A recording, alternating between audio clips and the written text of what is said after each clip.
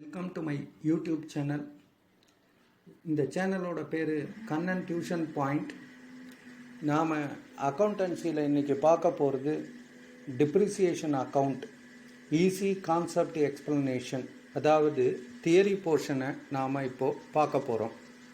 Depreciation அப்படின்னா process of allocation of relevant cost of a fixed asset over the useful life, அதுக்கு பேர் தான் depreciation. அதாவது ஒரு ஃபிக்ஸட் அசட்டோட வேல்யூலேருந்து எடுத்து கொஞ்சம் கொஞ்சமாக ஒவ்வொரு வருஷமும் போடுறதுக்கு பேர் தான், அந்த ப்ராசஸுக்கு பேர் தான் டிப்ரிசியேஷன்னு பேர். யூஸ்ஃபுல் லைஃப் அப்படின்னாக்க எவ்வளவு வருஷ காலம் அந்த அசட்டு நல்ல ஒர்க்கிங் லைஃபோடு இருக்கும், அல்லது எவ்வளவு ப்ரொடக்ஷன் யூனிட்டை அது ப்ரொடியூஸ் பண்ணும், அதுக்கு பேர் தான் useful life of the asset. அதுக்கு அடுத்தது நெக்ஸ்ட்டு ஃபிக்ஸட் அசெட்டு. இந்த பிஸ்னஸில் ஒரு அக்கௌண்டிங் பீரியடுக்கு மேலே இருந்தால், ஒரு அக்கௌண்டிங் இயருக்கு மேலே இருந்ததுன்னா அதை டிப்ரிஷியேட் பண்ணணும். எதெல்லாம் ஃபிக்ஸட் அசெட்டை டிப்ரிஷியபிள் அசெட்டுன்னு பேர்? Buildings, machinery, furniture, computer, vehicles, இதெல்லாம் டிப்ரிஷியபிள் அசட்டுன்னு பேர். என்னென்ன இதோட அப்ஜெக்டிவ்ஸ் என்ன? டிப்ரிஷியேட் பண்ணுறதோட அப்ஜெக்டிவ்ஸ் என்னன்னாக்க கரெக்டான லாப நஷ்டத்தை காமிக்கிறதுக்காகவும், இன்னொன்று அந்த கம்பெனியோட உண்மையான ஃபினான்ஷியல் பொசிஷனை சொல்கிறதுக்காகவும், மற்றது இந்த டிப்ரிசியேஷன் அமௌண்ட்டை வச்சு ரீப்ளேஸ்மெண்ட்டு பண்ணுறதுக்காகவும், ஒரு புது அசட்டு வாங்கிறதுக்காகவும், டேக்ஸ் பெனிஃபிட்டுக்காகவும், கம்பெனி லா சட்டங்களை ஃபாலோ பண்ணுறதுக்காகவும் இந்த டிப்ரிசியேஷன் நாம் பண்ணுறோம். எதுனாலெல்லாம் value of the machinery, value of the fixed asset குறையுது அப்படின்னு பார்த்தோம்னா வேர் அண்ட் டியர்னால ஆகும். நிறையா உழைச்சி அதனால அது வேல்யூ குறையும். இன்னொன்று நார்மலாகவே எஃபெக்ட்ஸ் ஆஃப் டைம் பாஸ் ஆகிறதுனால, பேசேஜ் ஆஃப் டைம்னு பேர். அதாவது ஒரு காரை வெறுமனையே ஒரு 5 வருஷம் நிறுத்தி வச்சு வந்தோம்னா அது கண்டிப்பாக ஒரிஜினல் காஸ்ட்டுக்கு விற்க முடியாது. டிப்ரிஷியேட் பண்ணி அதுக்கு பேலன்ஸ் வேல்யூக்கு தான் நாம் விற்க முடியும். அடுத்தது ஆப்சலசன்ஸ்ன்றதுனால இந்த reduction, value of the asset reduction ஏற்படக்கூடும். ஆப்சலசன்ஸ் அப்படின்னாக்க டெக்னாலஜி அப்கிரேடேஷன்னாக்க இப்போ ரீசண்டாக பேசிக் ஃபோன் இருந்தது, அதுக்கடுத்தது ஆண்ட்ராய்டு ஃபோன் வந்தது, ஐஃபோன் வந்தது. இப்போ பேசிக் ஃபோனோட வேல்யூ ஆட்டோமேட்டிக்காகவே டெக்னாலஜி அப்கிரேட் ஆனதுனால குறைஞ்சி போச்சு. அதுக்கு அடுத்தது இன்அடிக்குவசி ஃபார் த பர்பஸ் இப்போ தேவைப்படாத சில இது வந்திருக்கும். அதாவது இப்போ போய் அந்த டேப் ரெக்கார்டர், ரேடியோ அதெல்லாம் இப்போ கிடையாது. அந்த இன்அடிக்குவசி ஃபார் த பர்பஸ் இப்போ தேவைப்படாது. அடுத்தது லேக் ஆஃப் மெயின்டைன் பண்ணாமையே ஒரு அசட்டை வச்சுருந்தாலும் அது வேல்யூ கம்மியாயிடும். அதை தவிரவும் அப்நார்மல் ஃபேக்டர்ஸ் சில விஷயங்கள் இருக்குது. அந்த சப்போஸ் அந்த ஃப்ளட்டுனால அந்த அசட்டுக்கெல்லாம் பாதிப்பு ஏற்பட்டது, இல்லாட்டி ஃபயர் ஆக்சிடென்ட்னால, அப்படி இல்லைன்னாக்கா நான் ஆப்ரேஷன் ஆஃப் மிஷினரி, இப்போ லாக்டவுன் பீரியடில் ஆப்ரேட்டே பண்ணல ஒரு மிஷினரி அப்படின்னாலும் அதோட வேல்யூ கம்மியாயிடும். இதுக்கு அடுத்தது இம்பார்ட்டன்ட் கேரக்டரிஸ்டிக்ஸ் ஆஃப் டிப்ரிசியேஷனோட கேரக்டர் என்ன அப்படின்னாக்க, இது allocation of some amount every year, allocation of some amount from capital expenditure to revenue expenditure. அதாவது ஃபிக்ஸட் அசட்லேருந்து எடுத்து கொஞ்சம் அமௌண்ட்டை டிப்ரிஷியேஷன் பண்ணுறது மூலமாக ரெவென்யூ எக்ஸ்பெண்டிச்சருக்கு கொண்டு போகிறது. அதுக்கு அடுத்தது ஒரு சம் காஸ்ட்டு தான் நம்ம பண்ணுறோமே தவிர இது வேல்யூவேஷன் பண்ணி பண்ணுறது கிடையாது. வேல்யூவேஷன் பேசிஸ்லலாம் இது வரலை. சும்மா ஒரு காஸ்ட் 10 வருஷம் ஒர்க் பண்ணும் இந்த மெஷினரினாக்கா ஒவ்வொரு வருஷமும் இவ்வளோ ரூபாய் நம்ம டிப்ரிஷியேட் பண்ணுறோம், அவ்வளோதான். டிப்ரிஷியேஷன் பண்ணுறது ஒரிஜினல் காஸ்ட்டுக்கு தான் நாம் பண்ணுறோமே தவிர மார்க்கெட் வேல்யூக்கு எல்லாம் பண்ணுறது கிடையாது. இது ஒவ்வொரு வருஷமும் கிராஜுவலாக நம்ம கண்டினியூவஸாக அதோட யூஸ்ஃபுல் லைஃப் இருக்கிற வரைக்கும் நாம் டிப்ரிஷியேஷன் பண்ணுறோம். இது டேஞ்சிபிள் டிப்ரிஷியபிள் ஃபிக்ஸட் அசட்டுக்கு மட்டும்தான் டிப்ரிசியேஷன் போடுவோமே தவிர மற்ற அசட்டுக்கு நம்ம போடுறது கிடையாது. டேஞ்சிபிள்னா கண்ணுக்கு தெரிஞ்ச fixed asset, computer, machinery, vehicle, அந்த மாதிரி ஃபர்னிச்சர், இந்த மாதிரி ஐட்டத்துக்கெல்லாம் தான், பில்டிங்ஸ், இந்த மாதிரி ஐட்டத்துக்கெல்லாம் தான் டிப்ரிசியேஷன் போடுறோம். டிப்ரிசியேஷனு கால்குலேட் இந்த டிப்ரிசியேஷன் ரேட்டு அரைவ் பண்ணுறதுக்கு நமக்கு சில விஷயங்கள் தேவை. ஒன்று, இதோட ஆக்சுவல் காஸ்ட் என்ன ப்ரைஸுக்கு வாங்கியிருக்காங்க, எவ்வளவு காலம் இந்த அசட் உழைக்கும், அதுக்கு அடுத்தது இதோட கடைசியாக ஸ்கிராப் பண்ணி அதுக்கு ஒரு அமௌண்ட்டு கிடைக்கும், அது எவ்வளவு அமௌண்ட்டு கிடைக்கும். இதை தவிரவும் கம்பெனி லாவில் டிப்ரிசியேஷனை பற்றி என்ன சொல்லியிருக்கு, அதை தவிரவும் டெக்னாலஜிக்கல் ஃபேக்டர் எப்படி இருக்குது, இதெல்லாம் மனசில் வச்சுக்கிட்டு தான் டிப்ரிசியேஷன் பர்சன்டேஜுங்கிறது போடுறோம். இதில் நிறைய மெத்தட் ஆஃப் டிப்ரிசியேஷன் உண்டு. அதில் first method straight line method, அதுக்கு பேர் fixed instalment method or original cost method. அதாவது ஒரு மிஷினரி ஒரிஜினல் காஸ்ட் 1,00,000 ரூபாய்க்கு வாங்கியிருக்கோம், இது 10 வருஷ காலம் யூஸ் ஆகும். அப்படின்னா ஒவ்வொரு வருஷமும் 10% டிப்ரிஷியேட் பண்ணணும். 10%னா 10,000 ரூபாய்.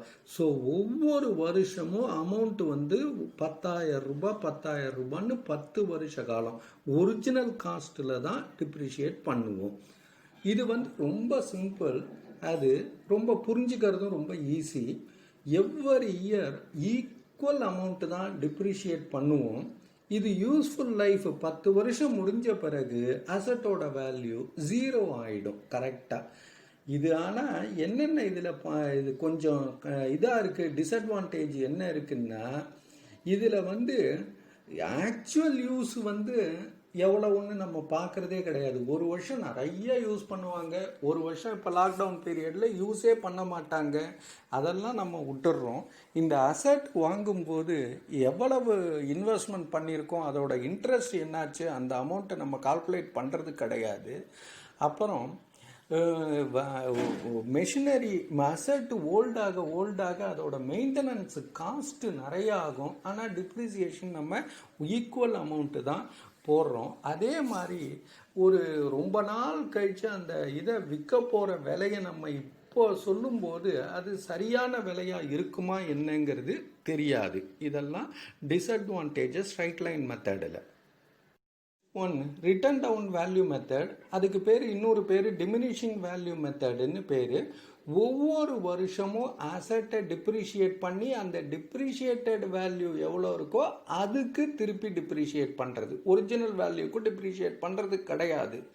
இது அதனால் என்ன ஆகும், இது இப்போ ஒரு 1,00,000 ரூபாய்க்கு வாங்கினோன்னா 10,000 முதல் வருஷம், அடுத்த வருஷம் 90,000 தான் வேல்யூ.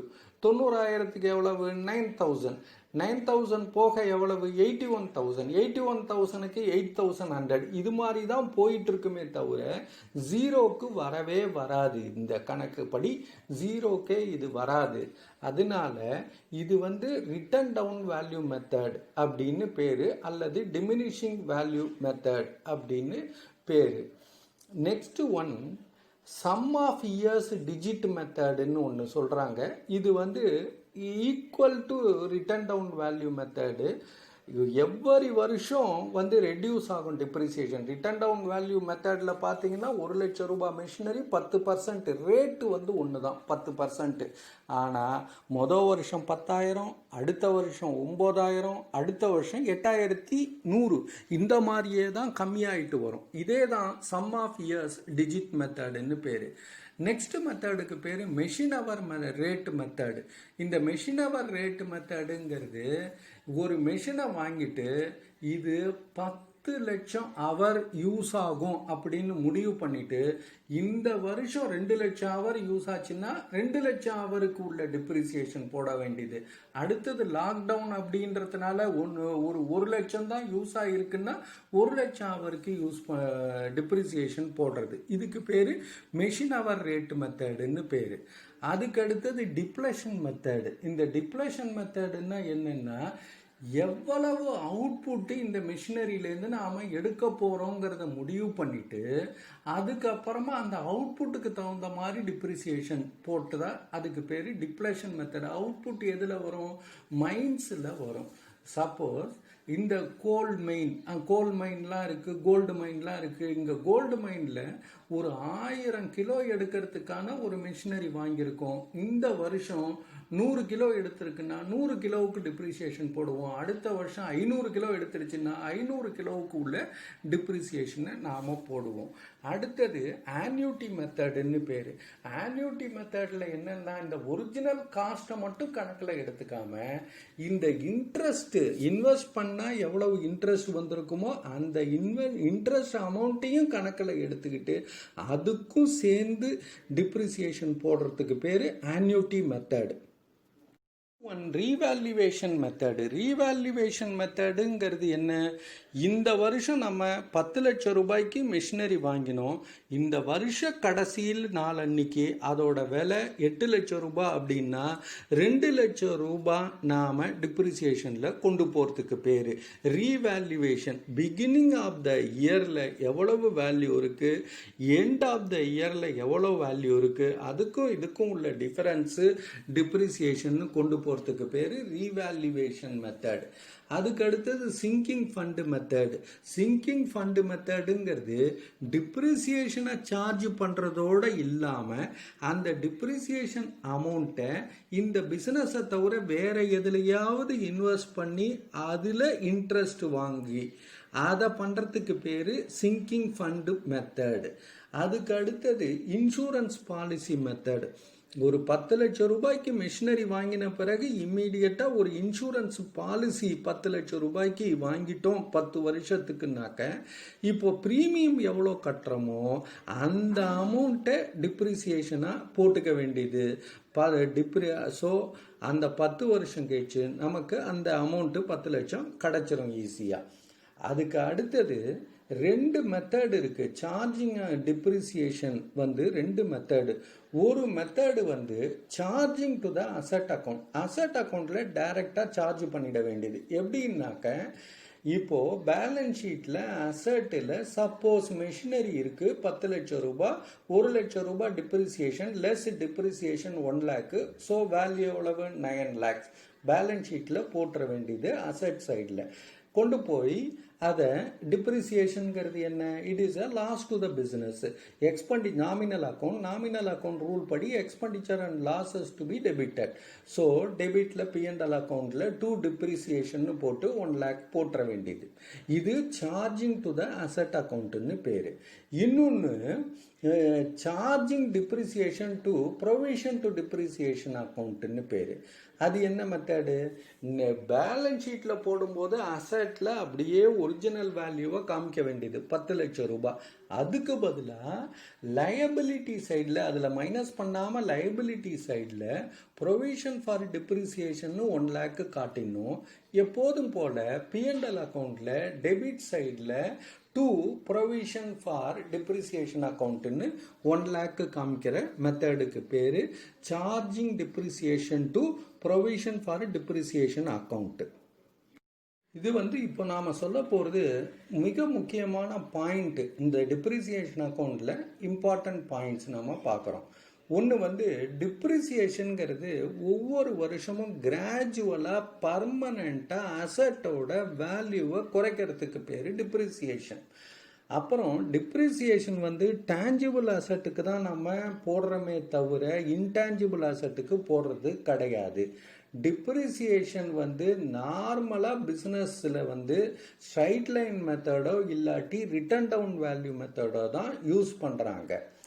ஏன் டிப்ரிசியேஷன் போடுறோம்னா சரியான லாப நஷ்டம் காமிக்கிறது, பிஸ்னஸில் காமிக்கிறதுக்காகவும் கம்பெனி லா போர்டோட சில லீகல் ரெக்குயர்மெண்ட்டை ஃபுல்ஃபில் பண்ணுறதுக்காகவும் டிப்ரிசியேஷன் போடுறோம். டிப்ரிசியேஷன் எதனால் வருதுன்னா wear and tear of the asset, இன்னொன்று passage of time, efflux of time, இல்லாட்டி அப்நார்மல் ஃபேக்டர், அதாவது ஃப்ளட்டு, அந்த மாதிரி ஃபயர் ஆக்சிடெண்ட், அந்த மாதிரி விஷயத்தினால வேல்யூ குறைஞ்சிடும். அதுக்கு அடுத்தது டிப்ரிசியேஷனுங்கிறது ஒன்றும் கிடையாது, பார்ட் ஆஃப் த கேபிட்டல் எக்ஸ்பெண்டிச்சரை தூக்கி ரெவென்யூ எக்ஸ்பெண்டிச்சரில் அந்தந்த அக்கௌண்டிங் இயரில் போடுறதுக்கு பேர் தான் டிப்ரிசியேஷன் அப்படின்னு பேர். டிப்ரிசியேஷன் ரேட்டு கண்டுபிடிக்கிறதுக்கு நாம் சில விஷயங்கள் தெரியணும். ஒன்று, வேல்யூ ஆஃப் த அசட் தெரியணும். Estimated life of the asset, எவ்வளவு யூஸ்ஃபுல் லைஃப் அந்த அசட் இருக்கும் அப்படிங்கிறது.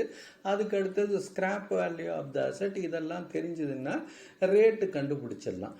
அதுக்கு அடுத்தது டிப்ளஷன் மெத்தடுங்கிறது மைண்டில் தான் யூஸ் பண்ணுறாங்க, நம்ம ஏற்கனவே பார்த்துட்டோம். அதுக்கு அடுத்தது 2 மெத்தட் இருக்குது சார்ஜிங் ஆஃப் டிப்ரிசியேஷன். ஒன்று charging depreciation to asset account, இன்னொன்று charging depreciation to provision for depreciation account. இதில் அடுத்தது காஸ்ட் ஆஃப் அசட்டுன்னு நம்ம எப்போதும் சொல்லிக்கிட்டு இருக்கோம். அது பர்ச்சேஸ் ப்ரைஸ் மட்டும் கிடையாது, அது பர்ச்சேஸ் பண்ணும்போது ஏற்படக்கூடிய செலவுகள், லோடிங், அன்லோடிங், டிரான்ஸ்போர்ட்டேஷன், அங்கே கொண்டு போய் வைக்கிற இன்ஸ்டலேஷன் சார்ஜு, அதுக்கு அடுத்தது ட்ரையல் ரன் சார்ஜு, எல்லாமே சேர்ந்தது தான் அதோட காஸ்ட் ஆஃப் த அசட்டுன்னு பேர். இப்போ சொல்ல போகிற இந்த 10 பாயிண்ட்டை கொஞ்சம் ஞாபகத்தில் வச்சுக்கணும். ஸ்ட்ரைட் லைன் மெத்தடில் அமௌண்ட்டு, டிப்ரிசியேஷன் அமௌண்ட்டு எப்போதுமே கான்ஸ்டண்ட்டாக இருக்கும், எல்லா வருஷமும் கான்ஸ்டண்ட்டாக இருக்கும். அடுத்தது அதே ரிட்டன் டவுன் வேல்யூ மெத்தடில் டிப்ரிசியேஷன் அமௌண்ட்டு வருஷம் குறைஞ்சிக்கிட்டே போகும். அப்புறம் டிப்ரிசியேஷன் மெஷினரிக்கு ப்ரொவைட் பண்ணும்போது debited to depreciation account, depreciation account debtor to machinery அப்படின்னு போடுவோம். அப்புறம் சேல் பண்ணும்போது நாம் சேல்ஸை கிரெடிட் பண்ணக்கூடாது, எந்த அசட்டை சேல் பண்ணுறோமோ அந்த அசட்டை தான் கிரெடிட் பண்ணணும். அதுக்கு அடுத்தது டிப்ரிசியேஷன் டேஞ்சிபிள், டிப்ரிஷியபிள், ஃபிக்ஸட் அசட்டுக்கு தான் நாம் பண்ணுவோம். டிப்ரிசியேஷன் ஏன் வருது அப்படின்னா லேப்ஸ் ஆஃப் டைம், யூசேஜ் பண்ணுறதுனாலையும் டெக்னாலஜி அப்கிரேட் ஆகிறதுனாலையும் இது டிப்ரிசியேஷன் வரும். டிப்ரிசியேஷனுங்கிறது ஃபிக்ஸட், அதாவது கேபிட்டல் எக்ஸ்பெண்டிச்சர்லேருந்து தூக்கி ரெவென்யூ எக்ஸ்பெண்டிச்சர் ஒவ்வொரு அக்கௌண்டிங் இயர்லேயும் போடுறதுக்கு பேர். டிப்ளஷன் மெத்தட் எங்கே யூஸ் பண்ணுறோம் அப்படின்னா மைன்ஸில் யூஸ் பண்ணுறோம். அப்புறம் டிப்ரிசியேஷன் எண்ணிக்கையிலேருந்து நாம் கால்குலேட் பண்ணணும்னா அசட் என்னைக்கு புட்டின்ட்டு யூஸோ அன்னிலேருந்து கால்குலேட் பண்ணணும். நாம் அசட் வாங்குகிற அன்னைக்கு கிடையாது, அசட்டை இன்ஸ்டால் பண்ணி அதுக்கப்புறம் ட்ரையல் ரன் பண்ணி அதுக்கப்புறம் கமர்ஷியல் ஆப்ரேஷன் என்னைக்கு ஸ்டார்ட் பண்ணுறாங்களோ அந்த டேட்லேருந்து டிப்ரிசியேஷன் ஸ்டார்ட் ஆகும். ரெசிடுவல் வேல்யூ அப்படின்னா என்ன அர்த்தம்னா கடைசியாக இந்த அசட் யூஸ்ஃபுல் லைஃப்பை முடிஞ்ச பிறகு இந்த அசட்டை நாம் ஸ்கிராப்புக்கு விற்க போகிற அமௌண்ட்டுக்கு பேர் தான் residual value of the asset அப்படின்னு பேர். Thank you very much, all the best.